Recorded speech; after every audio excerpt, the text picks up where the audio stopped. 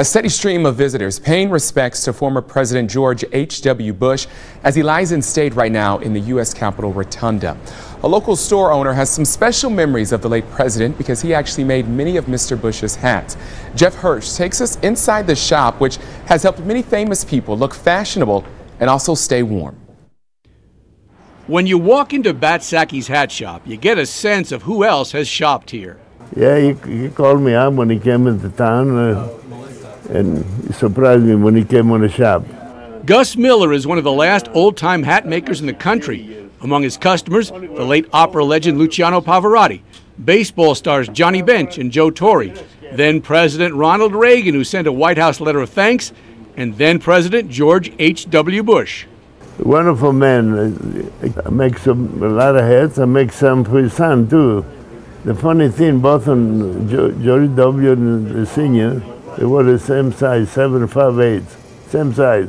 Miller's hat connection to the first President Bush began when a mutual friend told Gus Mr. Bush's hat size, and Gus sent one. And he called me back and he says, I can't believe it. How you know my size?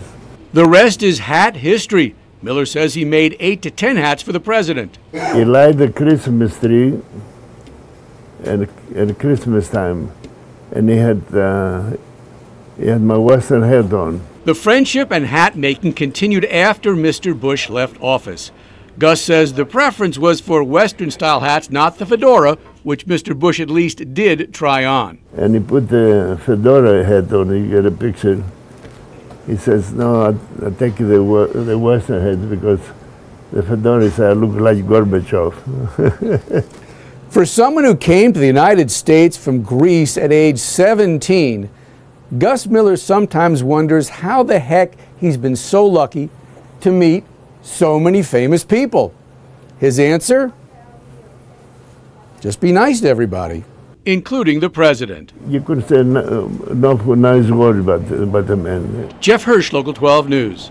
What a story there. So get this, next week Gus Miller celebrates his 68th year in the hat business. The shop was actually started by his 2 uncles back in 1907.